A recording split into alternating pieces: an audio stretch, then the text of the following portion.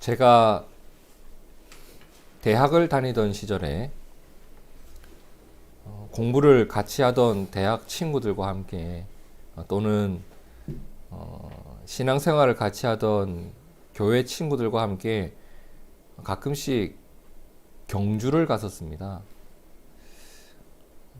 그때가 벌써 20년 전 이야기네요. 그죠? 한 20년 됐어요.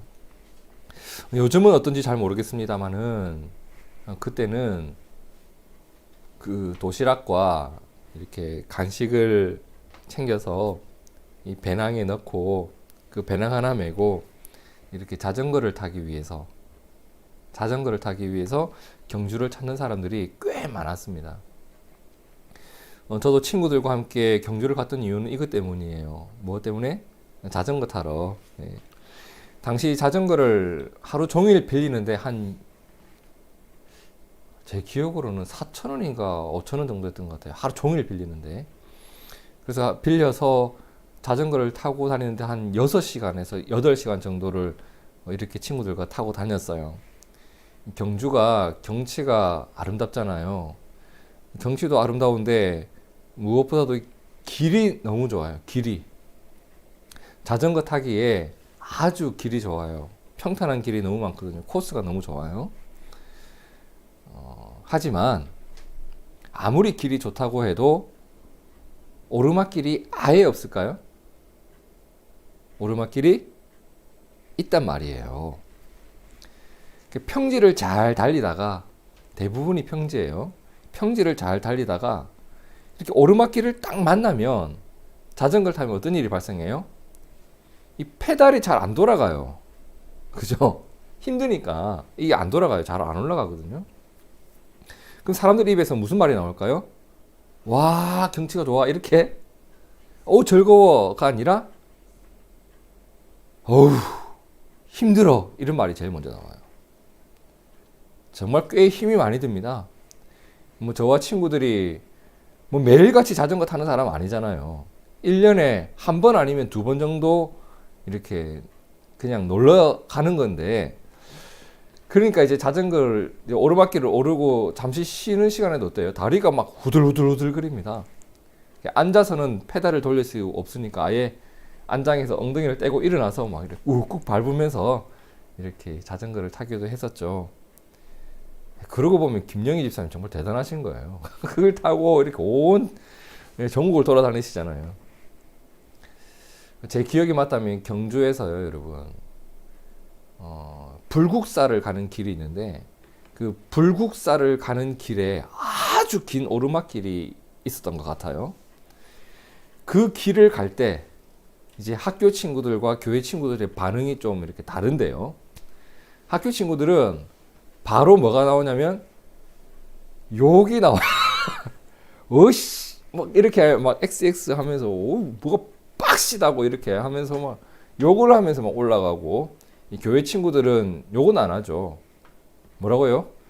주여, 아버지 하면서 이렇게 하면서 갑니다. 말은 다르지만 어때요? 그 내용은 같아요. 그 내용이 뭐예요? 힘들다라는 거, 힘들다. 여러분, 자전거를 탈 때 나를 힘들게 하는 오르막길을 만날 때가 있거든요. 오르막길에서 100m 가는 게 쉽겠어요? 평지에서 100m 가는 게 쉽겠어요? 평지가 쉬운 거예요. 같은 거리를 가더라도 더 많은 힘이 필요하다고요. 오르막길을 만나면.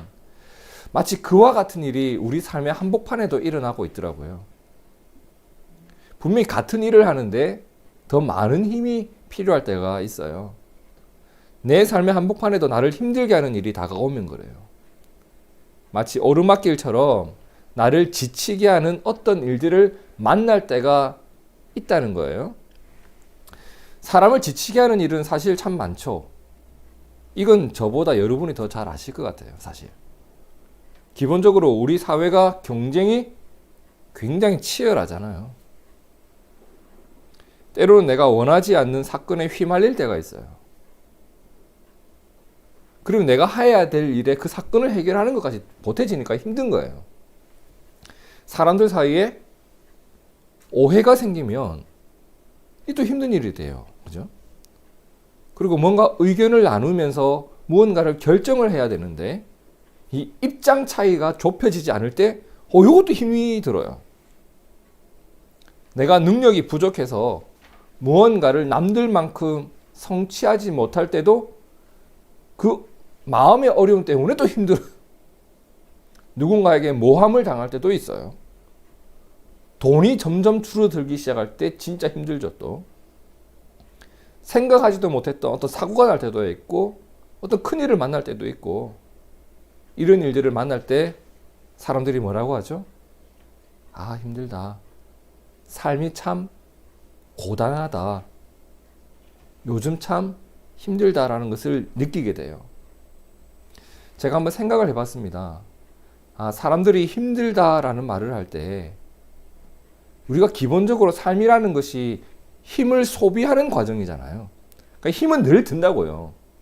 근데 힘이 늘 드는 상황 가운데 놓여 있는 사람들이 힘들다라는 것을 말로 할 때 도대체 무슨 의미일까를 고민해 봤더니 이런 것이겠다. 어떤 가고자 하는 길을 가기 위해서 다른 때보다 더 많은 힘을 필요로 할 때 어떤 원하는 것을 얻기 위해 늘 하던 만큼의 수고보다 더 많은 수고를 해야 될 때 집에서는 커피 한 잔 타 먹으려면 그냥 가스레인지에 물 끓여가지고 물 부으면 되잖아요. 정글에 가니까 커피 한 잔 먹으려면 어떻게 해야 되는지 아세요? 부싯돌로 나무를 불태워가지고 물을 끓여야 돼요. 힘든 거죠. 다른 거잖아요. 그죠?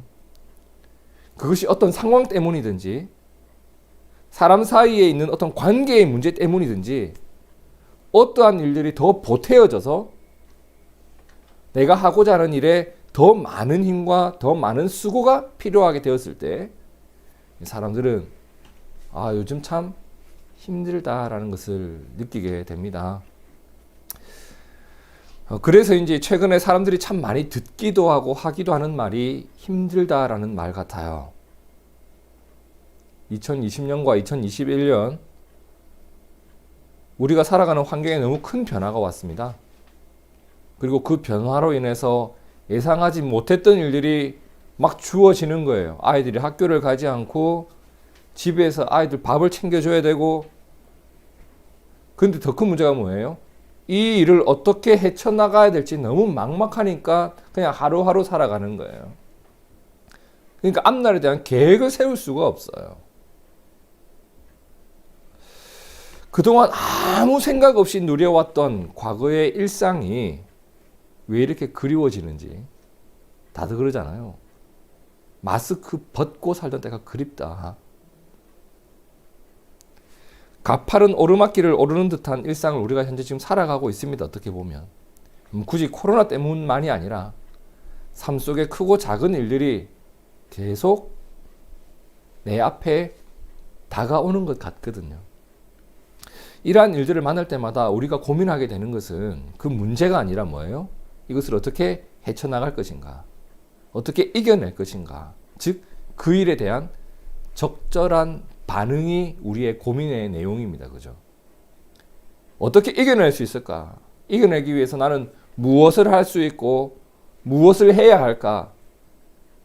나는 그리스도인인데 하나님은 내가 어떻게 이기기를 원하실까? 무엇을 하기를 원하실까? 이런 것들이 우리의 고민의 내용이란 말입니다. 그리고 만일 그 일이 나 홀로 헤쳐나가기에는 너무 벅찬 일이라면, 내가 역부족이라면 어떻게 해야 돼요? 그 일을 헤쳐나갈 수 있는 힘을 빌려와야 된다고요. 또 다른 힘을 얻어야 된다고요. 그죠? 그럼 그 힘은 어디에서 오고 어떻게 얻을 수 있는 것인가? 이런 것들이 우리들의 고민 아니겠습니까? 근데 사실 그래요. 이런 고민은 오늘 우리만의 고민이 아니라 앞서 살아간 수많은 사람들의 고민이고, 그리고 우리 신앙의 선배들의 고민이기도 했습니다. 그렇기 때문에 성경을 보면 힘든 시간을 지나갔던 수많은 사람들의 이야기가 이미 나와 있고, 그들이 그것을 어떻게 이기는지, 그리고 어떻게 힘을 얻었는지를 살펴볼 수 있습니다. 오늘은 그중 우리가 함께 읽은 본문을 통해서 어떤 힘든 시간을 지나가고 있었던 제자들의 모습, 그리고 그것을 그들이 어떻게 이겨내었는지를 함께 좀 살펴보려고 합니다. 그들의 방법과 그들이 얻었던 힘을 오늘 우리도 꼭 얻기를 축복합니다. 자, 오늘 본문 말씀을 다시 한번 읽어볼게요. 바람이 거스름으로 제자들이 힘겹게, 그죠? 힘겹게 놓쳐는 것을 보시고 밤 사경쯤에 바다 위로 걸어서 그들에게 오사 지나가려고 하시매. 자, 이 본문을 이해하기 위해서 먼저 시간부터 봅시다. 몇 시죠? 예, 밤 사경쯤에라고 나옵니다. 이것은 이 당시 사용하던 로마식의 시간 표현 방법인데 저녁 6시부터 9시, 이제 3시간 간격이에요. 9시까지를 1경, 9시부터 12시까지를 2경, 12시부터 3시까지를 3경, 3시부터 6시까지를 4경이라고 했습니다. 그럼 지금 몇 시예요? 새벽 3시에서 6시 사이예요. 정말 깜깜하게 늦은 밤이에요. 이때는 가로등 없습니다. 지금 이거 2000년 전 이야기입니다. 그죠? 제자들이 이 늦은 시간에 배를 타고 어디를 가고 있었대요. 그러면 우리는 궁금한 거예요. 이 사람들 지금 어디 가고 있는 걸까? 이 늦은 밤에. 그럼 이 상황을 보기 이전에, 이 본문의 상황을 보기 이전에 도대체 그 전날에 무슨 일이 있었고 이 늦은 시간에 왜 배를 타고 어디를 가고 있었는지부터 좀 살펴봐야 될 것 같아요. 자, 마가복음 6장 34절을 보세요. 예수께서 나오사 큰 무리를 보시고 그 목자 없는 양 같음으로 인하여 불쌍히 여기사 이에 여러 가지로 가르치시더라. 자, 이 말씀이 지금 오늘 본문의 상황의 그 전날의 모습이에요. 예수님과 제자들이 함께 있었는데 큰 무리가, 수많은 사람들이 예수님을 찾아왔다고 합니다. 근데 예수님이 그들을 바라보니 안타까운 마음이 들었다고 합니다. 왜? 그들의 모습이 꼭 무엇과 같았기 때문에? 목자 없는 양과 같아서. 여러분, 양은요, 목자가 없으면 죽어요. 스스로 뭔가를 할 수가 없어요.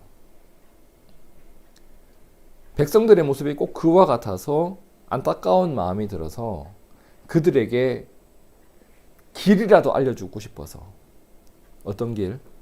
하나님께 이르는 길을 알려주고 싶은 마음으로 길을 잃어버린 양들에게 길을 알려주셨다고요. 그게 이제 가르침을 주셨다라는 내용이에요. 그들에게 수많은 가르침을 주셨어요. 근데 그렇게 가르치다 보니까 저녁 식사 시간이 되어버린 거예요. 그 제자들이 무리를 열심히 가르친 예수님을 찾아가서 똑똑똑똑, 예수님 죄송한데 지금 배가 고파요, 이렇게 말을 한 거죠. 마가복음 6장 35절, 때가 저물어 가매 제자들이 예수께 나와 여짜오되 이곳은 빈들이요 날도 저물어 가니, 저녁이 되었다는 거죠. 무리를 보내어 두루 촌과 마을로 가서 거기 가야 가게가 있으니까 무언가를 사 먹게 하옵소서라고 한 거예요. 근데 예수님이 대답이 정말 깜짝 놀랄 말을 하죠. 대답하되 뭐라? 네가 주라. 네가 주라. 되게 당황스러운 사건이에요, 여러분. 남자만 5,000명이 넘게 있었던 그곳인데 네가 주면 안 되겠니? 이렇게 줄 수 없는 거죠. 그런데 바로 이날 위대한 사건 하나가 일어나게 됩니다. 우리 모두가 잘 아는 오병이어 사건이에요. 오병이어 사건은 떡 5개와 물고기 2마리로 그 자리에 있었던 모든 사람들이 함께 나누어 먹었던 기적인데, 이 기적이 얼마나 중요한 기적이냐면 마태, 마가, 누가, 요한 복음, 사복음서에 모두 다 기록되어 있는 기적이에요. 무슨 말인가 하면 아주 예수님의 사역 중에 핵심적인 부분이 있다는 내용이에요. 자, 마가복음 6장 39절을 보세요. 제자들에게 명하사 그 모든 사람으로 떼를 지어 푸른 잔디 위에 앉게 했다고 합니다. 그렇죠? 근데 5,000명을 그냥 딱 앉혀놓은 게 아니라 어떻게 앉혀요?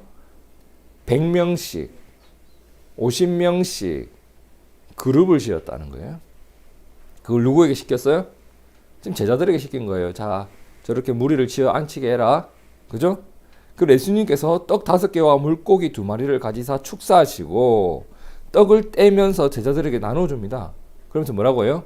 이걸 사람들에게 나누어 줘라. 예수님이 다니면서 5,000명한테 일일이 나눠준 게 아니고 제자들한테 주면서 이거 나눠주고 와, 이거 나눠주고 와 이랬단 말이에요. 그럼 제자들은 이제 그걸 받아서 어떻게 해요? 모두 다 사람들에게 나누어 주고 42절 그걸로 다 배불리 먹었다라는 내용이 나와요. 여러분 이건 단순히 밥 한 끼 잘 먹었다 이런 내용이 아니에요. 그죠? 그 누가 예상했나요? 이런 일을. 예상할 수 없는 일이죠. 예상할 수 없는 일을 누가 기대하겠어요? 기대하지도 않았던 일이에요. 그러니까 내가 예상하지도 않았고 기대하지도 않았던 매우 특별한 사건을 직접 체험한 사건이 되었던 거예요. 수많은 사람들이 그 기적의 저녁 식사를 한 후에 마가복음 6장 45절을 보세요. 예수께서 즉시 제자들을 재촉합니다. 왜? 저들 곁을 떠나야 된다. 왜? 그들이 먹고 배불러서 예수님을 임금 삼으려고 했다고 해요. 요한복음에 보면.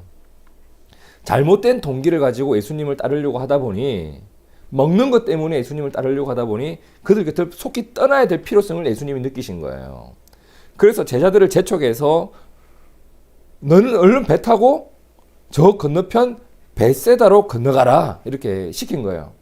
제자들을 배 태워서 이따 보내고 예수님은 사람들을 이제 돌려보내는 거예요. 이제 돌아가서 사시오. 그리고 예수님은 어디로 가요? 기도하러 산으로 가셨다라고 나와요. 예수님은 제자들을 갈릴리 호수 저편으로 보내고 그분은 일단 산으로 기도하러 가셨다고 해요. 다 여기까지가 오늘 본문의 배경이 되는 상황입니다. 그죠? 그렇다면 그날 밤 그렇게 배를 타고 갈릴리 호수를 건너가고 있었던 제자들의 상태를 한번 여러분 상상해 보시라는 거예요. 자, 5,000명과 함께 기적을 경험했어요. 그죠? 사람들이 나눠주면서 도대체 이게 어떤 일이에요? 막 깜짝깜짝 놀랐을 거 아니에요. 근데 그 기적의 현장에서 난 예수님의 뭐다? 직속 제자다. 어휴, 사람 우르르 보면서.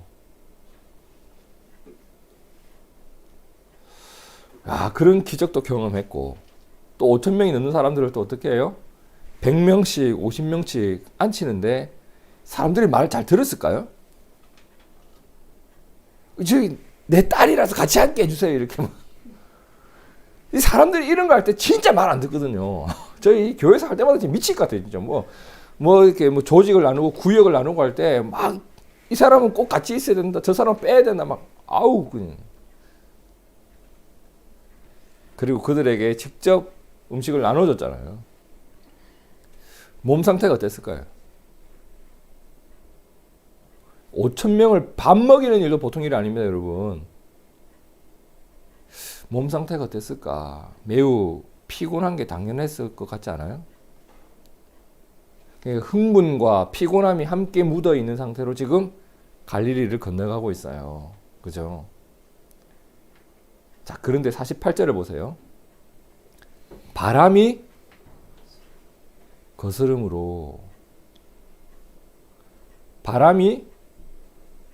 거스름으로 이 말은 자전거로 이야기하면 매우 높은 오르막길을 만남으로 라는 말과 똑같은 말이에요. 그죠? 어려움이 시작된 거예요. 평상시라면 이 갈릴리를 건너가는 게 아무 문제가 안 돼요. 그런데 바람이 거스름으로 이 말이 나와요. 여러분 제자들이 지금 뭐 퀸 엘리자베스호, 타이타닉호 이런 거 타고 건너가고 있겠어요? 그런 배를 타고 있었으면 바람이 있는 게 문제가 안 되는데 2000년 전이라니까. 2000년 전 갈릴리 가난한 그 지역에서 배를 타고 건너가고 있는데 무슨 배가 있었겠어요? 작은 나무배예요. 그렇다면 거센 바람이 불어와서 배를 막았다. 여러분 이거 보통 일이 아니에요. 보통 일이 아니에요.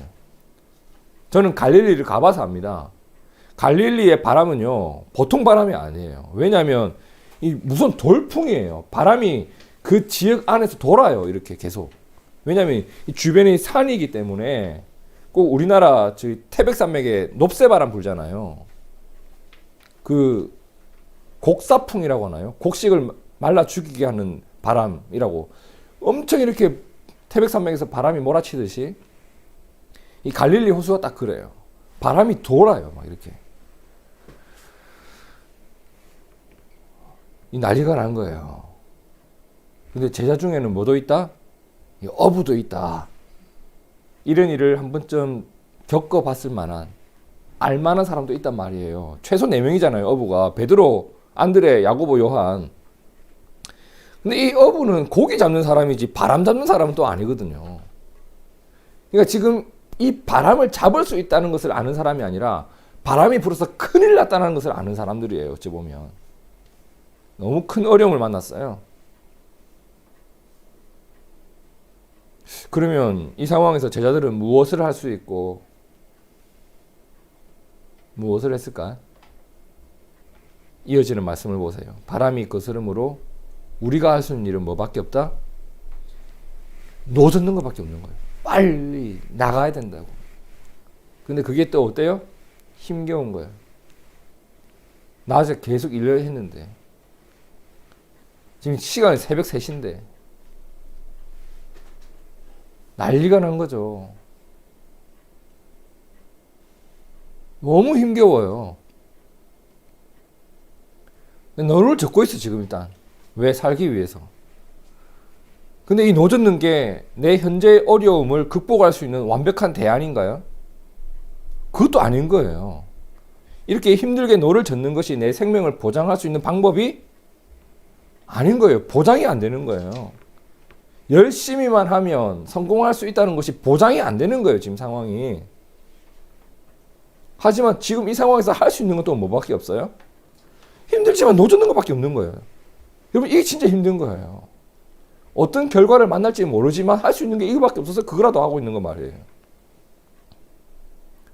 제자들은 그 어두운 한밤중에 앞도 안 보여요. 새벽 3시 갈릴리 바다 보면요 진짜 칠흑 같아요.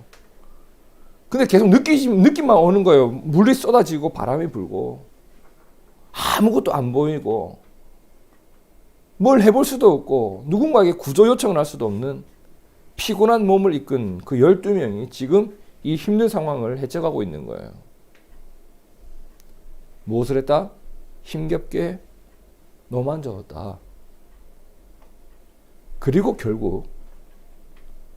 그들은 결국 이 위기를 이겨내요. 무사히 살아남게 되었다는 거예요. 그런데 중요한 것은 그들이 이 힘든 상황을 이겨낼 수 있었던 것은 그들이 힘겹게 노를 저었기 때문이 아니라는 거예요. 그들이 어떻게 살아날 수 있었는가? 48절을 계속 한번 보세요.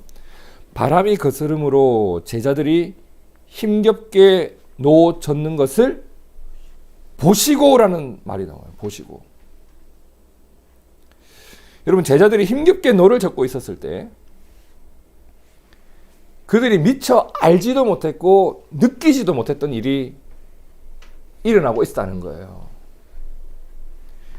내가 지금 힘겹게 노를 젓고 있는데 다른 누군가가 나를 보고 있다. 이것을 알고 있다는 것을 내가 감지하지는 못했어요. 근데 내가 알지 못했을 뿐이고 보지 못했을 뿐이지 주님이 나를 보고 있는 일이 일어나고 있었다는 겁니다. 주님이 그들을 보고 계셨습니다, 여러분. 주님이 그들을 보고 계셨다는 것은 그 거대한 호수 위에 나 홀로 서 있는 것 같지만 나 홀로 있는 것이 아니었단 말입니다. 그 어두운 밤에 아무도 나를 찾지 못할 것 같았지만 주님은 나를 찾아내었고 주님의 시선이 나를 향해 있었다는 겁니다. 주님은 이미 알고 있습니다. 그들이 얼마나 힘든지. 그리고 계속 보세요. 보시고 밤 사경쯤에 바다 위로 걸어서 그들에게 오사. 어떤 일이 있었어요? 주님이 바다 위를 걸어갔대요.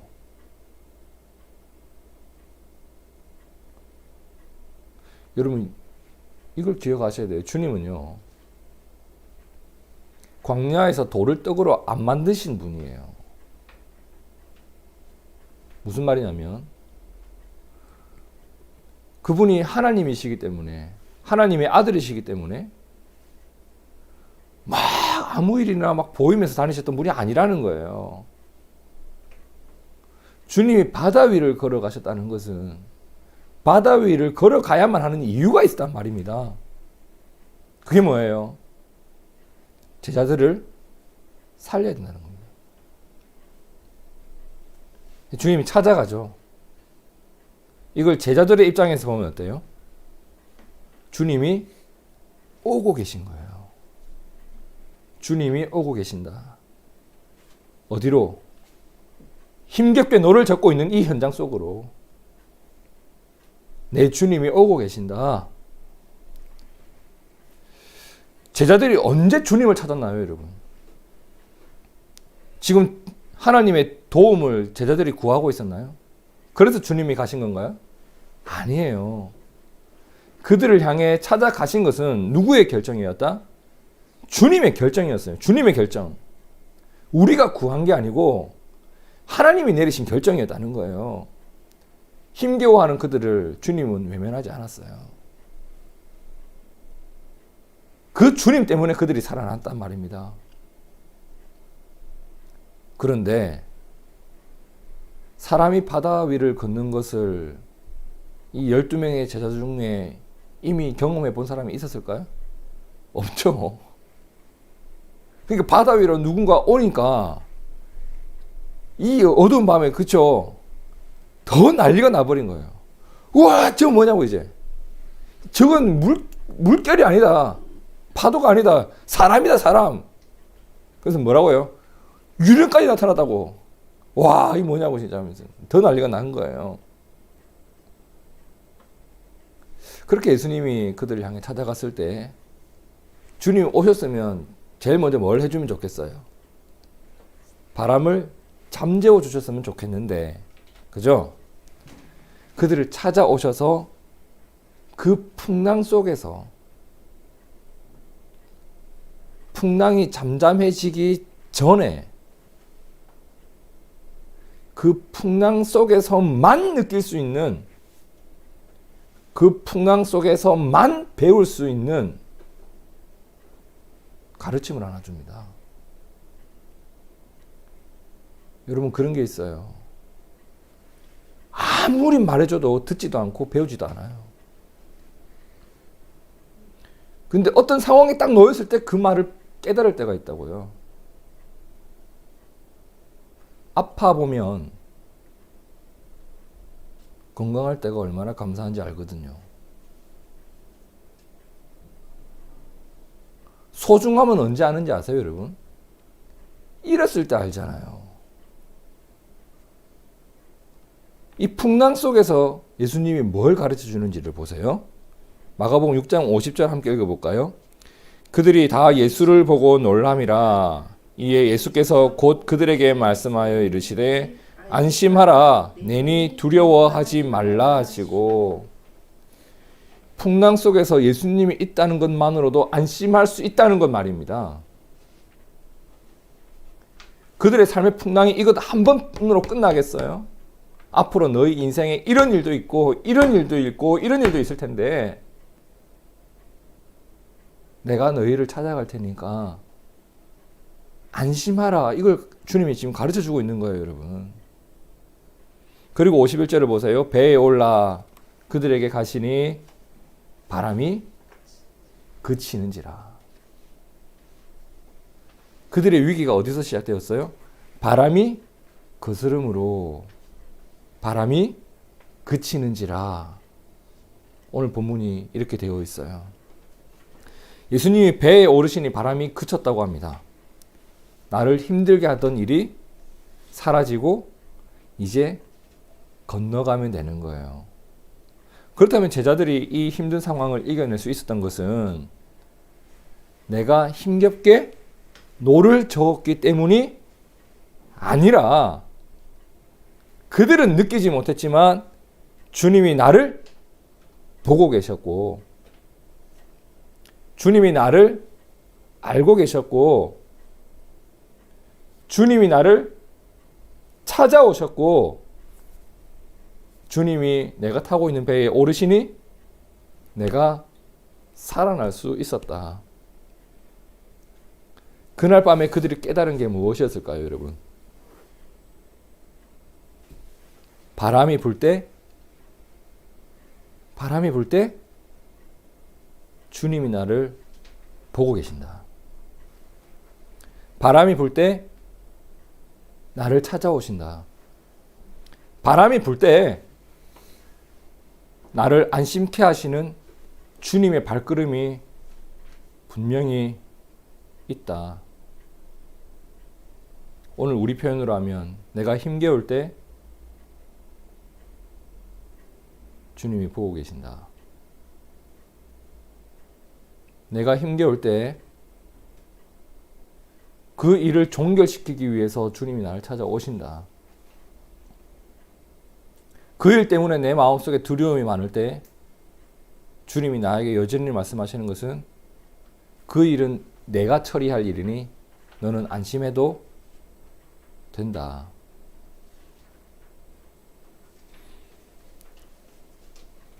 이것이 믿어지는 우리가 되기를 진심으로 바랍니다. 오늘 말씀을 묵상하다 보니까 자 어때요? 만 하루 사이에 천국과 지옥을 왔다 갔다 했잖아요. 오병이어를 나눠주는 그런 천국 잔치에서 갈릴리 호수에서 풍랑을 만난 지옥을 왔다 갔다. 그 제자들의 이 심정이 어땠을까? 그죠? 하루 사이에 이게 왔다 갔다 했잖아요. 어땠을까요? 오병이어라는 엄청난 기적도 경험했는데 그 흥분된 마음이 식기 전에 배를 타고 갈릴리를 건너가는데 그 오병이어라는 기적은 아예 잊어버릴 정도로 한순간에 기억 저편으로 날려버리고 이 어려운 상황을 돌파해내야만 한다라고 하는 어떤 그런 어려움. 호수 위에서 힘겹게 노만 젓고 있었던 그들의 마음이 어땠을까? 그러다가 문득 번쩍하고 지나가는 생각이 하나 있었습니다. 그게 뭐였냐면 그날 배를 타고 있었던 12명의 제자 중에 마태라는 사람과 요한이라는 사람은 복음서를 썼잖아요. 그죠? 마태, 마가, 누가, 요한 복음 이 네 복음서 중에 예수님의 직속 제자, 그 당시에 함께 다녔던 12제자는 마태와 요한이잖아요.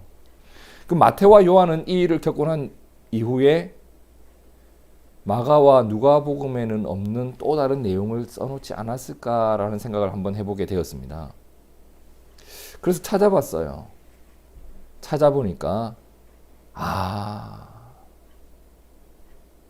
그렇구나라는 것을 깨달은 게 있어요.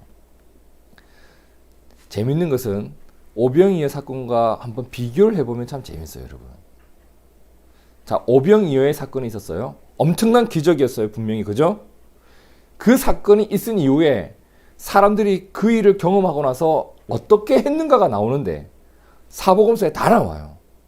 먼저 마태복음 14장 20절 어떻게 했죠? 다 배불리 먹고, 맞나요? 마가복음 6장 42절 다 배불리 먹고, 누가복음 9장 17절 먹고 다 배불렀더라. 요한복음 6장 그들의 원대로 다 주셨어요. 그죠? 그들이 배부른 후에 이게 끝이에요. 아무도 감사하지도 않고 그 누구도 하나님을 찬양했다라는 내용이 나오질 않아요. 예수님을 향한 고백 없었어요, 여러분. 오병이어 때 그랬단 말이에요.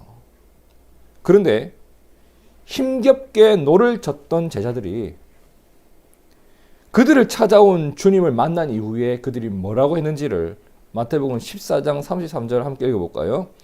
배에 있는 사람들이 예수께 절하며 이르되 진실로 하나님의 아들이로소이다 하더라. 이 고백을 그 자리에서 하더라는 거예요. 오병이어를 먹고 해야 할 고백인데 어째 보면 풍랑 속에서 이 고백이 나오더라는 겁니다. 요한복음 6장 21절에 뭐라고 해요? 이에 기뻐서 배로 영접하니, 예수님을 기쁨으로 영접하는 일이 언제 일어나든가 풍랑 속에서 일어나더라는 거예요. 그리고 배는 어떻게 돼요? 그들이 가려던 땅에 이르게 되었다. 그래서 더욱 기도하게 됩니다, 여러분. 하나님, 우리가 오병이어만 야금야금 챙겨 먹는 사람이 아니라 예수님을 바로 만나는 사람 되기를 원합니다. 때로는 우리 교회가 힘겹게 노를 저을 때가 있다고요. 이것이 과연 어떤 의미가 있을지, 어떤 결과를 만날지 알지도 못한 채 둥지 교회가 힘겹게 젓는 노가 있었다고요. 근데 그 자체가 중요한 게 아니라 무엇이 더 중요하냐? 이러한 우리의 힘겨운 노저음을 보시는 주님이 계신다. 그리고 나를 찾아오시는 주님이 계신다.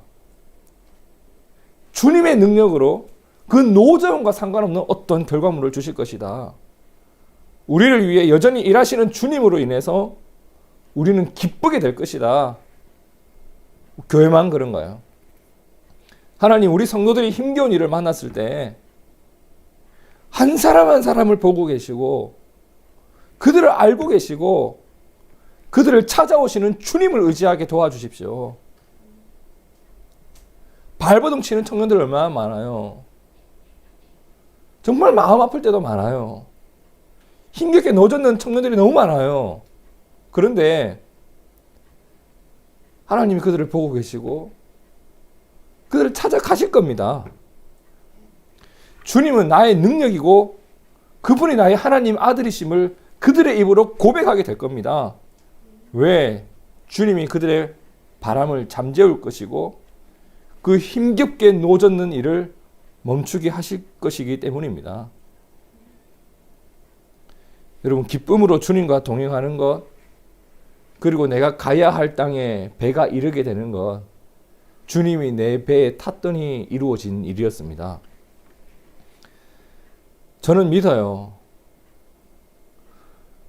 우리에게 오병이어가 필요할 때에 오병이어를 주실 주님을 저는 믿어요. 반드시 그렇게 하실 겁니다. 하지만 때로는 거센 바람을 마주할 때도 있는 거예요. 그때도 우리가 잊지 말아야 될 것은 주님이 나를 찾아오신다. 그리고 나를 안심케 하신다. 그리고 나를 반드시 살려내신다. 이 믿음이 우리에게 있기를 진심으로 축복합니다. 코로나라는 바람이 거세게 불어옵니다. 때로는 내 삶에 억울함이라고 하는 바람이 거세게 불 때도 있고, 때로는 실패라는 바람이 거세게 불 때도 있고, 때로는 절망이라는 바람이 불 때도 있습니다. 나를 힘겹게 하는 일들이 계속 풍랑처럼 몰아올 때가 있습니다. 그 속에서 나는 살기 위해서 발버둥 치는 거예요. 힘겹게 노를 젓고 있었던 제자들처럼 나도 힘겹게 그냥 내가 할 수 있는 일을 하면서 그 일을 헤쳐나갈 때가 있습니다. 근데 그러한 순간에 여러분, 주님이 그러한 나를 보고 있다는 것을 잊지 마세요. 주님이 그러한 나를 알고 있다는 것도 잊지 마세요. 주님은 물 위를 걸어서라도 나를 찾아오실 겁니다. 안심하라 내니 두려워 마라. 그리고 내가 탄 배를 가야 할 곳에 이르게 하실 주님이십니다. 제자들은 그렇게 그 풍랑을 이겼습니다. 오늘 우리도 그들의 삶과 그리고 주님의 이루심을 믿고 배우게 됩니다. 성도 여러분, 우리를 힘겹게 하는 바람을 잠재울 수 있는 능력이 주님께 분명히 있습니다. 주님이 여러분을 안심케 하시는 주님으로 다가오기를 진심으로 축복합니다. 언제나 어느 때든지 주님은 여러분을 바른 길로 인도하실 겁니다. 그 주님을 의지하고 바라보고 그분과 동행하면서 우리에게도 당신만이 나의 그리스도이십니다. 당신의 계심이 나의 기쁨입니다. 힘겨운 노저움은 끝나고 이 고백이 진실로 드려지는 그러한 삶의 은혜가 있기를 진심으로 축복합니다. 함께 기도하겠습니다.